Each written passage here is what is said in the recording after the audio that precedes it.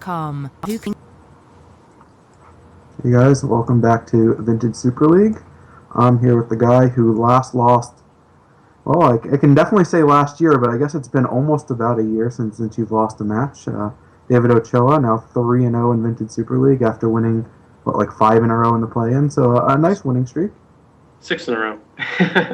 Okay, But I didn't realize you lost on one. I also didn't realize the required tire. I apologize. Yeah, well, it's been quite a run that I've been on. Yeah, need gotta get the appropriate tire on. Just straighten out Alright, that. so I would like to win my match, and so I will do whatever is necessary. This is what Webb says works. I will believe him. So tell Yeah, us about that match. Shops on Shops not always the most interesting in the world, but we had some pretty good games. We established Crucible a couple times, but it was just a little bit slow. We didn't get Ensnaring Bridge out. yeah. Actually, Luis's list was pretty interesting because a lot of shop decks, you will not see them have cards like Ensnaring Bridge and Null Rod and Crucible World's main deck, and those really change the dynamic of how the matchup ends up playing out. Basically, like I am the shop aggro list that I'm using is the aggressor for sure. I can't really compete with that kind of a long game, and he's got Uba Mask and Bizarre Baghdad and Crucible Worlds and Spine of Ishaw on the sideboard and that sort of stuff. So I really need to beat down in order to like have a chance of winning, because if the game goes long enough, there's just no way that a deck with Crucible can compete with against one that doesn't. Yeah, it seems And like his deck so is pretty well set up for beating aggro shops, but sometimes you just get really aggressive draws. yeah, I mean it can be. Obviously, we didn't see an Ensnaring Bridge in any of the 3 games, or if he did in game 2, he didn't need it because he had me under Crucible's smokestack lock. But like No Rod and Ensnaring Bridge and Crucible are his 3 best cards, and he didn't see them in many of the games, at least the ones that I won, except for the Crucible, but it didn't really matter in that particular case. Yeah, there was one play in game two the chat was talking about where it looked like you had a chance to potentially steal the game. It was the turn that you ended up casting Revoker off Strip Mine, but his board was Workshop, Smokestack on 1, and Crucible Worlds, where you could Strip Mine him and force him to sack something off Smokestack. Was that a play you considered and chose not to go with, or just kind of overlooked that one? No, I overlooked that turn, unfortunately. I wasn't focusing on uh, enough on that game. Yeah, it ended up working out anyway, game three. Yeah, it seemed like that was the play you kind of had to go with. It doesn't necessarily mean you win, but it felt like if you didn't do that, you couldn't win. But Yeah, I totally skipped over that, and I should have been concentrating more. all right, well, it still worked out for you. Ended up running him over in game three with a bunch of creatures out there. Luis ended up mulling to 5. He had some hands that were pretty decent for workshops in general. I didn't get a good look at them, but I know his first hand actually had workshop and some spells he could cast off it, but it only had 1 land. Then my computer crashed before I got a good look at it. But when I came back, it looked like he had mulled to 5, and things had started to spiral out of control. That despite a couple workshops and a crucible with strip mine, it just wasn't enough. Yeah, I was able to establish enough of a clock to where that the Crucible wasn't really able to come into play, and that's one of the important things is like, if you can disrupt, as long as you can establish a clock, and then it doesn't really matter as much with the disruption that the other deck is going to put up. And so while our players get ready, let's check out some of these deck lists we have for round 2. Yeah, I was looking at these earlier. So Bob, you can see, is playing a Tesserator. A lot of nice red cards in the sideboard for Chris, his opponent, who pretty sure is playing a shop list that's similar to mine. Mm-hmm. And so, like, obviously, Bob's got a few of the cards that are bad in the matchup, like Red Blasts and Mental Missteps, like most of the blue-based decks have. But those slots really improve after board. Yeah, he's got a lot of cards that have unfortunately felt pretty bad for him in all of his matchups. The deck just hasn't really come together yet. Although it is interesting, it's not really a deck that we see a lot of. Um, Tezzeret's been around for a while. There have been different incarnations of the deck, but this one just hasn't worked out especially well for Bob. There are, I believe, 4 Seed of the Synods missing in his lands.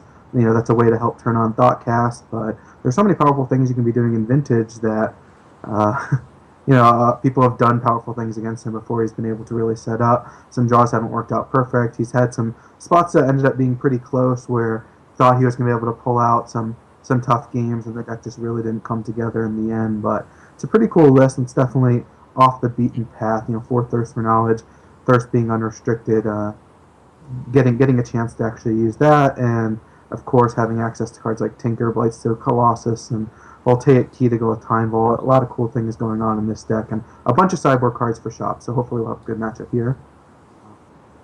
You want to check Yeah, out the list? you can take a look at Chris's list and see what he's facing against. All right. He is on aggro shops that has basically forgotten to play the spheres. So this is something that has happened in VSL before. Why don't you tell us a little bit about it? Yeah, well, actually, he does have a sphere resistance to go along with his 4 Thorns and Trinisphere, and those will certainly help him out. But Metal Pillar is kind of the new sphere, right? Yeah, kind of. It's like a reverse sphere. One of the things to note about Bob's list is he does not have Dak Faden, which means that cards like Crucible Worlds are, a little bit more likely to come in. Same thing with Wormcoil Engine. Although the downside is Bob also has Vault Key, which means that Chris can't really play for as much of a long game. Do you think he's actually going to bring in Crucible with this eccentric mana base we have here for the Shops deck? 4 Underground Seas, a Badlands, Library of... This actually looks like my mana base, but I think whoever made the deck list may have transposed. Now, I'm going to go on a limb and say that he's playing 4 copies of Mishra's Workshop, 4 copies of Wasteland, 1 copy of Strip Mine, 1 Tolarian Academy, and I'm guessing 4 Ancient Tomb, 4 Mishra's Factory. That would be the standard 18. That would be the standard 18. Since we have 42 spells, I'm going to guess that he is playing lands to cast these artifacts, and he has no Underground Seas. But I don't know for sure. Find out. I guess we will head down to the mats now. Players are ready, and we'll see if Chris really does have that innovative land base. Yes.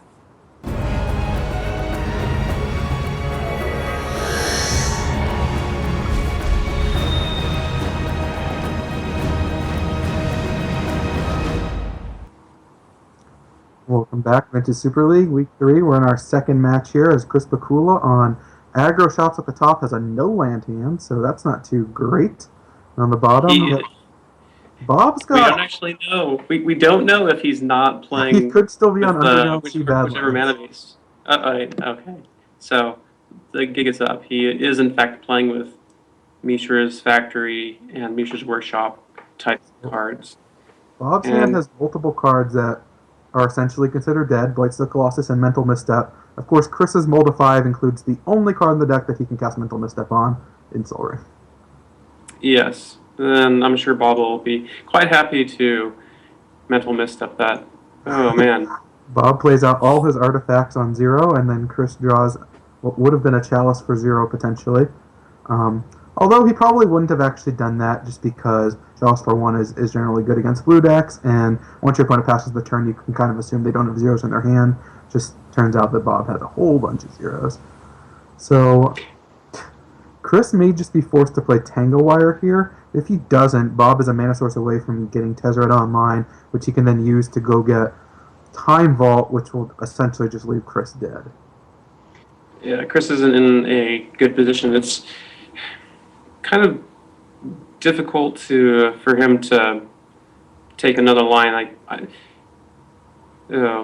well, let's see. Leading off with Soul Ring, unfortunately, is going to end up hurting him. But you have to wonder what, from at least from Chris's side, what Bob has in his hand. He might have like a Thirst, some sort of draw spell, maybe a Mana Drain, which he can cast, unfortunately. So there are a lot of different cards that he has to worry about, and determining which one is the best to play around is Yeah, Mana Drain is a pretty likely one. There are tough. multiple copies in Bob's list, and there's a good chance if he had Thirst that he would just have not just run it out there. Yeah, Bob actually just draws the Time Vault, so Tezzeret coming down would end the game. yeah, one mana source, and it's going to be lights out. Tanglewire will slow things down for a bit, but it will impact Chris as well. He doesn't have a lot of action in his hand. He can tap in such a way that he can leave Workshop untapped, but his only action in hand right now is Metalworker, so not too much going on. No, he's going to have to find a Revoker very quickly. Actually, I think that Bob right here's play is just untap Time Vault. Let Tanglewire tip down to 3 and have a Time Vault untapped. He can't do anything on his turn anyway, so this is just a really easy decision, I believe, for Bob to untap Time Vault. Yeah, this seems like a pretty good spot there. They would let him... Might be the best spot, right when your opponent plays something that is going to have to fade away. Yeah. Wow. If Bob draws an Academy, the game's going to be over. That is a bizarre decision, I believe. Yeah. Well, drew the Mana Source, but yeah, I would have considered going down to just untap the Time Vault. But Yeah, I'm like not sure I would have considered not doing that.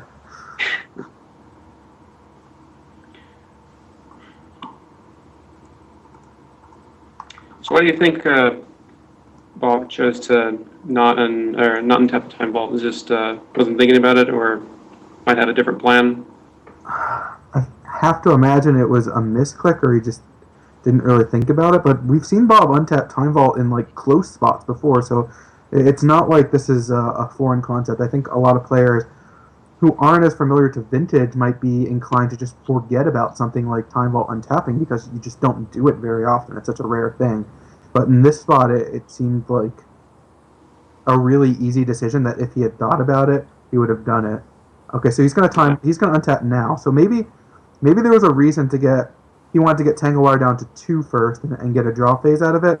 I don't really know for sure. I guess that works out pretty much the same way though. Tanglewire on 2, if he's planning on taking 2 turns next turn, he has a chance to hit a couple mana sources to end the game immediately, to just cast the Tezzeret while he wasn't planning on using the Time Vault when it was still at 3, because he wouldn't have enough permanents untapped to cast the spells he cared about.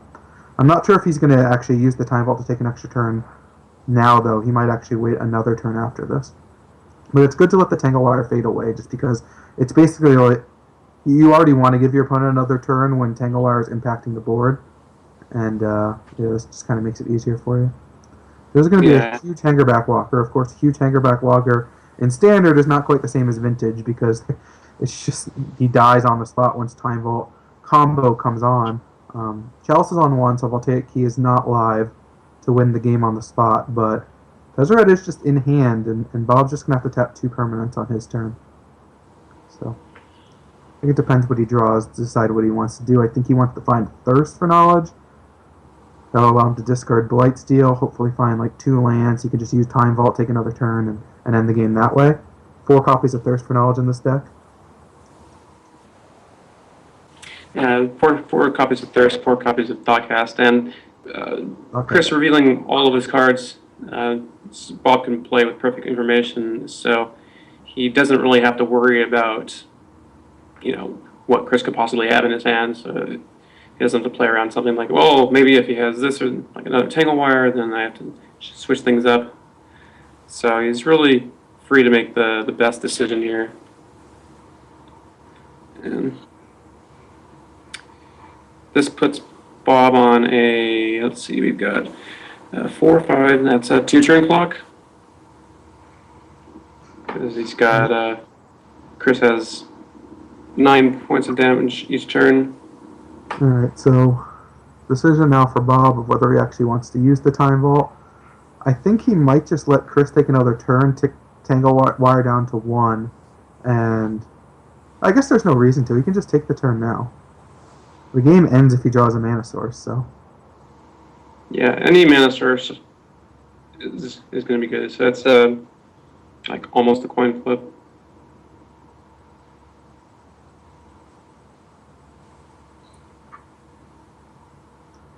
He draws something like, I was going to say like a counter spell. It can ensure that the game is locked up so that, if he doesn't take lethal damage this turn, he does get to win. If Chris doesn't draw anything this turn, Bob will be able to tap 1 permanent, play Tezzeret, and end the game that way. That being said, Chris has a lot of draws that impact mana. So a Wasteland, a Strip Mine, any Chalice, or any Sphere Effect, Lodestone Golem, Tangle Wire, a lot of draws. Yeah. Well, Mox will do it, so Bob is going to take game 1. Yeah. Mox Pearl is not the draw that Chris wanted. It is the draw that Bob wanted Chris to have, or Bob wanted to have himself. However, Underground Sea and Badlands, for those who tuned in before the match for the pregame, would also have been bad draws for Chris. Yes.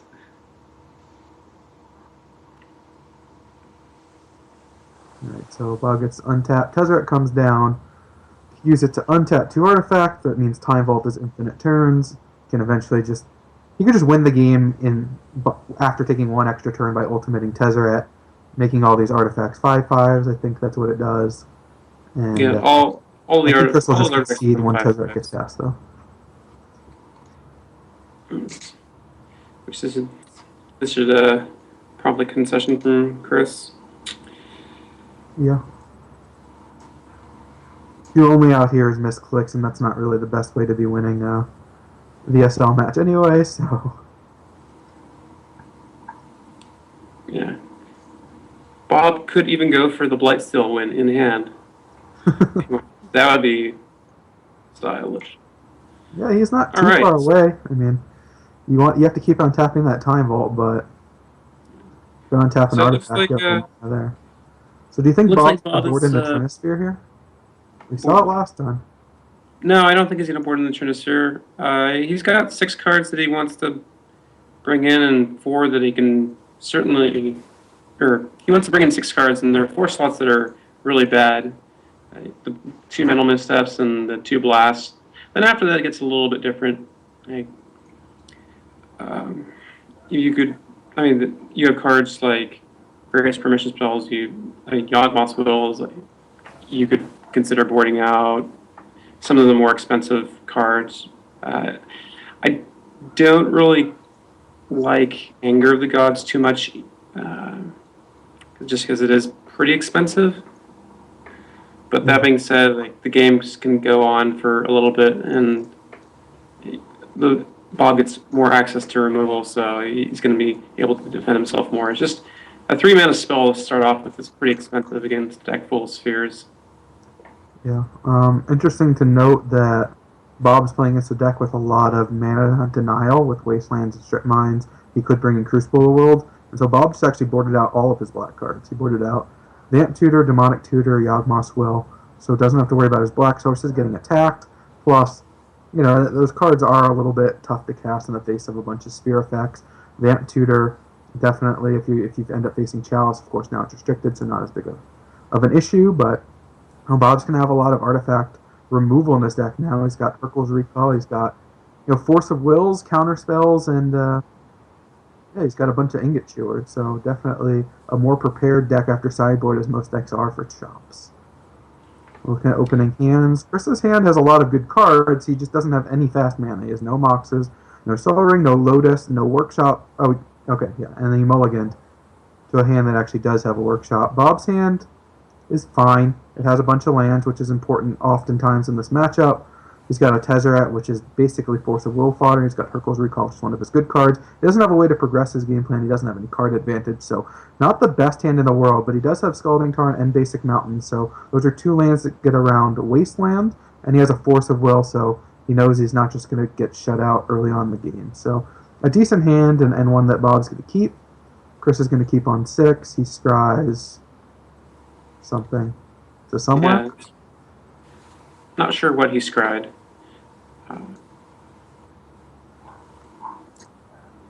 He scried a card to the top. I'm not sure what that card is.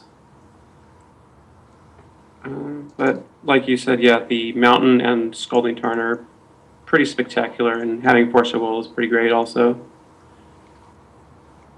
Here comes Sphere. Yep, Bob is going to force the Sphere, which means that there's a good chance Wormcoil Engine's coming down next turn. Chris scryed a card to the top, so it's either going to be a good spell or something that casts Wormcoil Engine. There's a Tinker, which is outstanding if he can find an artifact and survive. All right, another Sphere, so that's a good card. It is going to slow down his own Wormcoil Engine, and Bob does have Hercule's Recall. So right now, Bob is looking to basically just set up shop. He can Hercule's Recall and stat in a couple turns, potentially. And if he finds an artifact, he can then tinker out something good. It could be Time Vault if he finds Voltaic Key. It could be Voltaic Key if he finds Time Vault. It could just be Blightsteel Colossus. All of them are pretty strong, though. Well, there's Mana Crypt. Yeah, that was a good card. Because not only does it let him cast Hercule's Recall on Chris's end step, and he gets an artifact that he can cast Tinker with. And one of the problems that I've generally experienced with Hercule's Recall is sometimes you have to cast it, but you don't have anything productive to do afterwards. And Bob drawing that Tinker was exactly what he needed to make him not be in that spot. So I can imagine that we're probably going to see Chris pick up his Mistress Factory, Arcbound Ravager, Mox Ruby, Mox Pearl, and Sphere Resistance at the end of his turn. Fortunately, he won't have to discard, but he'll probably be facing down an 11/11. So you won't have to worry about that for too much longer.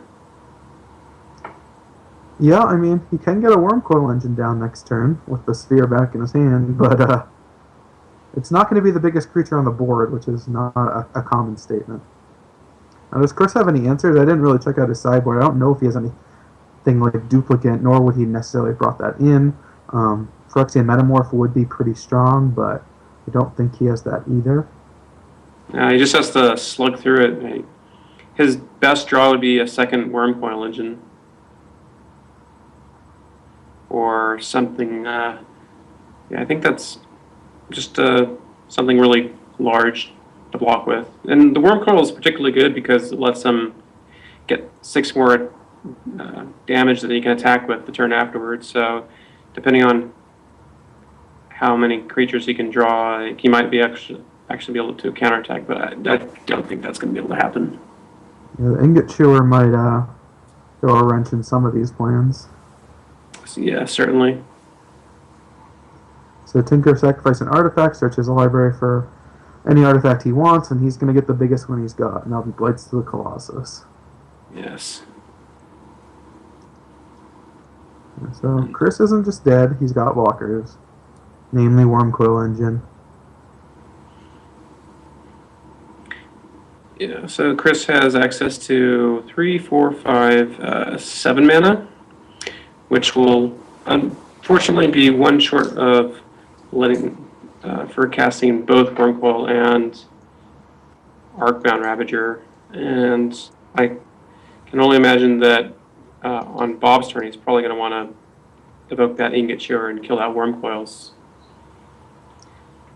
That'll really put Unless Chris he's able to find like a Mox of some sort, then he can just hard cast the Ingot Chewer. Oh yeah. Show him his Wormcoil boss. comes down. The rarely relevant Blightsteel Colossus being indestructible. Oh, so now he can double Ingot Chewer if he wants. Wormcoil Engine making 1,000,000 creatures is pretty beneficial here. So Chris still not just dead. Yeah, he's got a little bit of life left in him. He's not in a great spot. Yeah, I'm not sure if they're outs.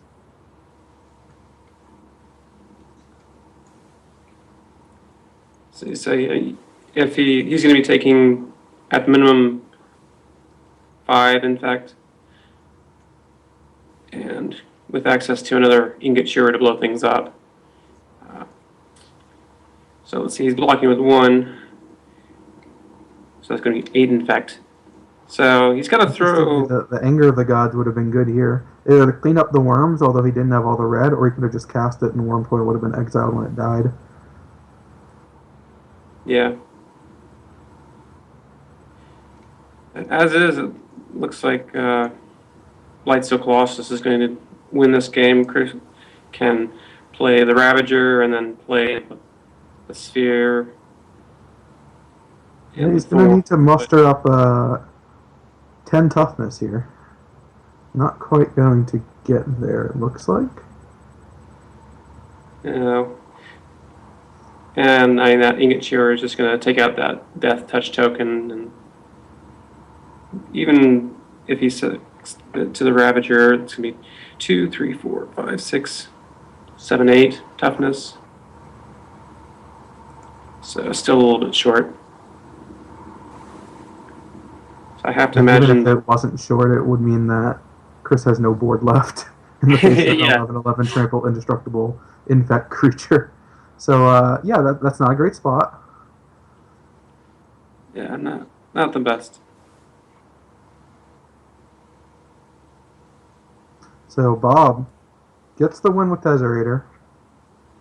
Yeah, his hand just worked out. If he Force of Will into Hurkyl's Recall into turn 3 Tinker with a bunch of Ingot Chewer backup, it's just, a good spot to be in. And Blightsteel Colossus is going to clean up the mess. So both players will move to 1 and 2. Bob in the win column, Chris in the loss column. And Bob getting a win in the first 3 weeks of VSL, it puts him in a great spot because he tends to win the last 4 or 5 weeks to get out of the basement. So this has got to have Bob feeling pretty good. A big win for him. And yeah, I guess to show what Tesserator can actually do. Yeah, I guess he decided that he wanted to take a different path this time instead of the more scenic one. That being said, the Tesserator deck has a pretty robust draw engine. I mean, if you compare it to some of the decks, the Mentor decks that have like Gushes and Thirst for Knowledges. This Bob's running Thoughtcasts and Thirst for Knowledges. So you would think that it could go toe to toe with a lot of other decks, but we just hadn't seen that very often, which is I'm not sure if that's really as typical because when you have to run Thoughtcast, you have to run more mana sources, and with Gush decks you can run fewer mana sources, so you won't be flooded nearly as often. But that being said, the Bob's list is certainly interesting and not one that has been seen in Vintage for a while.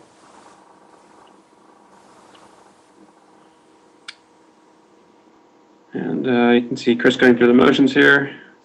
And he sacked the Mistress Factory. I guess, not really sure why. It doesn't really matter.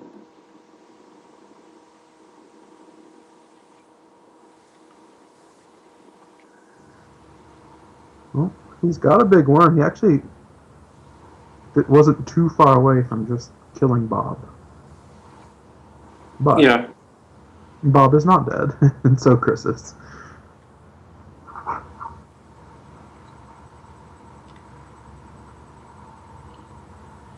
Yeah, if the Blightsteel Colossus were not indestructible and were not trampling over for lethal effect, then the Worm token might be quite a feat, but unfortunately none of those things is true. I mean, Bob went turn 1 Force Will, turn 2 Hurkyl's Recall, turn 3 Tinker, get Blightsteel Colossus, and if his next 2 draws had been bricks, let's say they were lands, instead of Ingot Chewers, Chris would have just killed him. He would have been able to block with the Wormcoil, and the tokens would have killed him. He ended up being, 2 points short. The extra 3/3 would have got the job done, but not the case. So Bob Maher moves to 1 and 2. Chris Pikula drops to 1 and 2. And yeah, that's our situation. Everyone's still chasing our front runner. Got David Ochoa in first place. Rich Shea, the last undefeated. He will be playing me next. I played him in the big Magic Online Power 9 Festival Extravaganza World Championship of the World last month in the same matchup, and it was not remotely close. I was able to defeat him very easily, and so I expect to get horribly unlucky and lose in crazy fashion and be incredibly tilted for commentary later tonight. Oh, well, that sounds like quite a schedule that you've got. You have it all planned out. Well, I If I mean, had a I did suit up in Ochoa lucky gear to try to turn the tides and make something happen. Hoping for some turn one kills, but I'll settle for any turn kills where I'm on the winning side. Yeah, well, good luck. Thank you, appreciate it. Stick around. We have match between myself and Rich Shea coming up next. Vintage Super League.